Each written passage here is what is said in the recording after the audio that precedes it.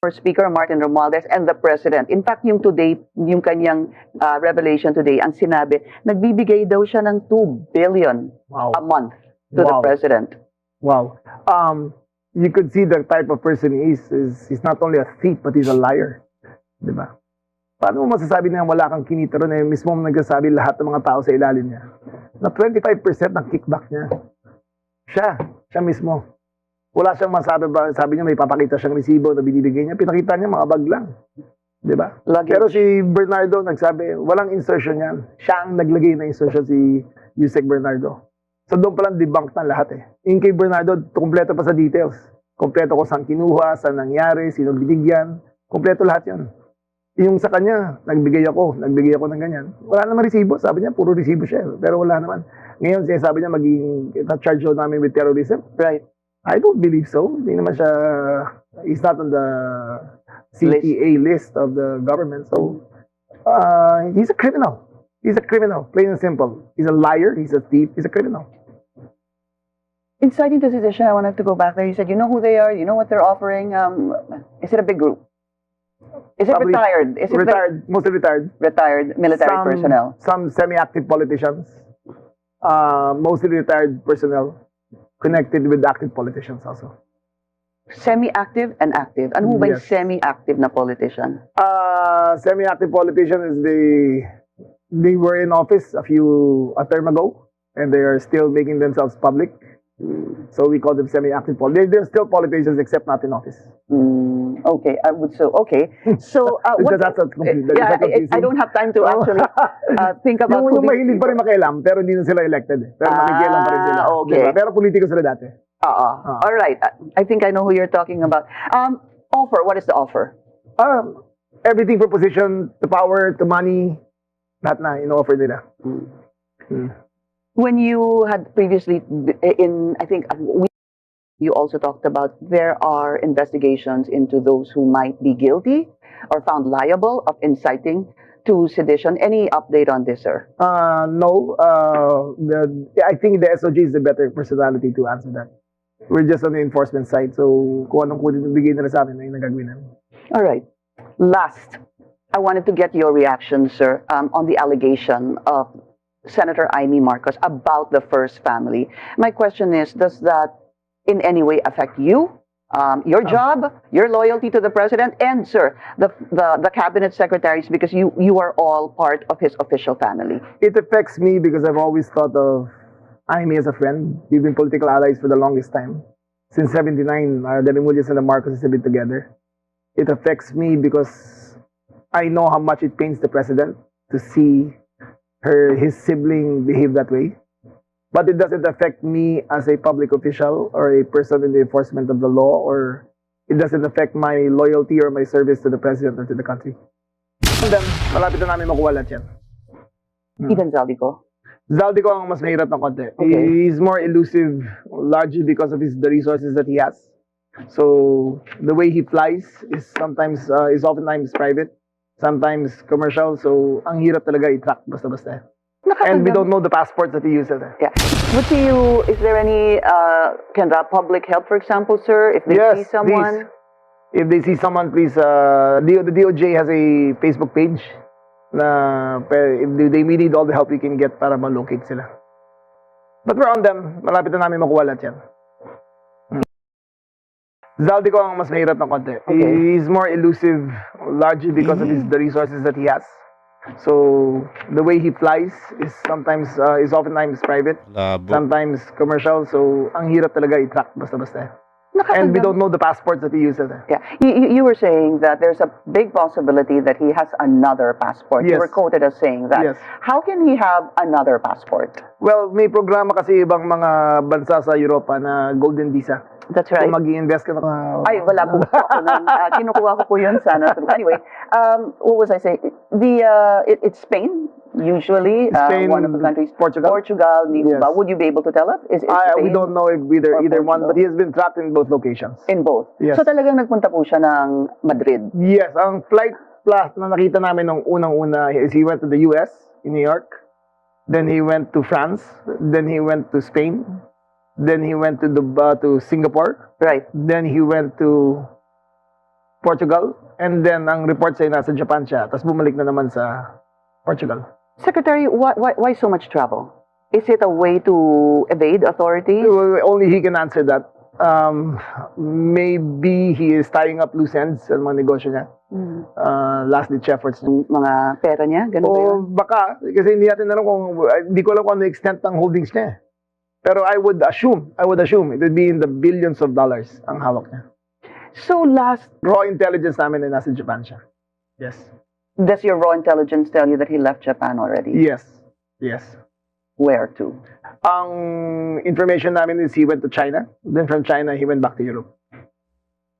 That's a lot of traveling. That's a lot of traveling. Kaya kita mo payat niya, di ba? It's another passport via Golden Visa, no?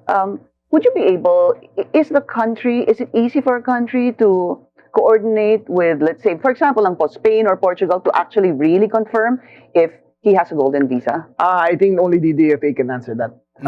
Sa law enforcement side ako so hindi ko pa... Not spoken with the DFA to a certain the DFA said they'll get back to me. So we will know soon. the past weeks or months. Sir. Pero yung information about the foreign passport only came to us recently. Yung with a high degree of certainty. Minsan, kailan lang. Here's the thing, sir. When will his passport be cancelled? It should be now that he has a warrant of arrest. Meron ng basihan para mag-apply ng cancellation of passport. And how long does that normally take? It's up to the courts, no? Yeah, it's up to the courts. The Sandigan should be the one to file it sa DFA, and the DFA will notify everyone that Cancelled. Is that going to affect his other passport? Indeed, if there is one? Hindi, parang hindi eh. They're independent of each they're other? independent of each other. Hindi naman siya, hindi siya commingled.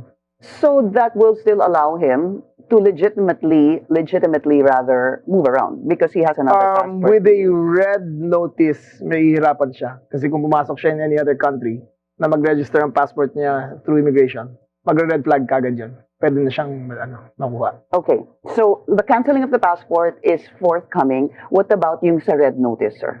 It should be forthcoming too with a warrant of arrest. And what is the process by which that happens, sir? We register the warrant of arrest with the Center for Transnational Crime. Then it will forward it to Interpol. How long does it normally take? Anywhere between 2 days and 2 weeks. So it's up to their appreciation. Okay, so masasabi niyo bang liliit na yung mundo niya kasi matatrack na ho siya anumang passport ang gamitin niya? He's actually a poor man with a lot of money. Nasa kanya na lahat ng pera pero wala siyang magagawa sa pera niya. So kahit saan siya pumunta, titingin niya, lagi nakalingon niya sa likod niya. Kahit saan siya pumunta, umiiwas sa kapwa Pilipino niya. Kahit saan siya pumunta, palitan mundo niya. Are you confident, sir, that the government will be able to bring Zaldico? We will do everything we can. Lahat ng kapangyarihan gagamitin namin para bumalik siya. Pero I must remind you, isa lang siya sabi sa akin ng ICI, aabot ng 1,100 ang makakasuhan dito sa entire floodgate mess. So it's a particular interest. It's very Yes. important. He's an important player here. Quick question on this, and I don't know if you would like to answer this. I spoke to his lawyer, Attorney Rui Rondain, and I asked him what would make Zaldico come home. Sabi po niya, kasi nga, threat to his life is still there. Maybe sabi niya, house arrest or even bail. Not happening. Not happening. House arrest is not happening. Bail is for the appreciation of the courts. But he cannot have house arrest. How can in good conscience can we even apply for house arrest for him if in its entirety he seems to have stolen billions and billions and maybe $1 billion or more than $1 billion from the Filipino people? Tapos lalagyan mo ng house arrest? Doon siya titira sa Baguio? Sa Pines Club ba yan? Yung magandang bahay niya ron? Doon siya titira? Doon siya titira sa Valle Verde 6? Pagkatapos mo magnakaw? Nagnanakaw sa convenience store ng deodorant, kinukulong na yun sa payatas. Ito pa. Diba? Billion ang ninakaw, bibigyan mo ng house arrest. Parang mali yata yun. Quickly, sir, before we go on a break, once a red notice is issued, are there going to be countries, sir, that possibly a red notice will not be appreciated? Those not endorsed? members of Interpol. Yeah. Namely, I think China, Russia. Hindi yata sila membro ng Interpol. So kapag nandun po siya na ang bansa ay hindi miyembro ng Interpol, there will be no turnover There will be no whatsoever. turnover whatsoever. And he will be stuck there. He will be stuck there. All right. So, sir, just want to get your quick reaction. Madami na pong, well, there are 8 that are now detained, ano po. Pero syempre, ang sinasabi ho nila, bakit naman kasi ang tagal? Nakakatakas po o umaalis po ng bansa yung mga taong supposed to be allegedly sangkot bigger fish. Kumbaga, ang nahuhuli yung small fish. What do you say to that, sir? I know there is a justice system. I know that... We'll get everyone. We'll get everyone. Hindi pwedeng instant justice ngayon eh. Wala tayong extrajudicial means of acquiring the liberty of other people. Ngayon kasi ang Pangulo natin naniniwala sa due process, sa due cause, dapat may just cause. So, a working liberal democracy works in its own pace, but it will work. Doon po sila nagsasabing nakakatakas po sila ng mga dapat kasuhan ay wala na po dito. And mind you, sir, this is just the first set that was filed. Yes. There are going to be succeeding ones. And I guess the mindset would be, pag alam mo nang magiging ikaw ang susunod, malaking posibilidad na umalis ka na lang ng bansa. Iba na kasi ang sistema ng hustisya ngayon sa buong mundo. There is an international community of nations which recognizes the sovereign rights of a country to ask for criminal justice to be served. So, yung Interpol community in itself is a very effective tool to get any fugitive that you want. Bihira lang naman hindi kasali sa Interpol. Yun na nga, except the countries that you mentioned. Yes, except for those. But sa tingin ko rin naman, may hirapan na rin naman siya tumira doon. Quick follow-up on that. Is it possible that he can apply for political asylum? Very difficult kasi criminal siya. He's not being politically persecuted. He's being criminally prosecuted, not politically persecuted. And that is very different from the case of Harry Roque. Harry Roque is being charged with human trafficking. Mm-hmm. So that's also a criminal offense. But he had left prior to charges filed against him, yes. And he was able to apply for political asylum prior to, I believe, applied an but arrest not warrant. granted. Yes. He applied in the Netherlands, but I believe he was refused. Was it rejected because he said it's fake news? As I believe it was. As I believe lang but sa latest information ko is yes, it was rejected. Okay, what happens to him now? Because Harry? Yes. Harry Roque. Wala pa siya. Is there a red notice already? Wala pang warrant of arrest para sa kanya. So we're waiting. Hinihintay namin appreciation ng court. Pero kakatapos lang ni Alice Go, sunod na si Cassandra Ong. I think siya na yung sunod doon. But my question is, with an arrest warrant, what takes priority? The application for an asylum, which could, I'm assuming, sir, pwede i-appeal, sabihin po natin na-reject, or an arrest warrant or a red notice issued to the Interpol? A red notice issued to the Interpol is by treaty obliged by the other countries. If otherwise, kung may asylum siya, katulad ni Joma Sison in the Netherlands, pwede siyang hindi bigay. Because Joma Sison was charged with political crimes.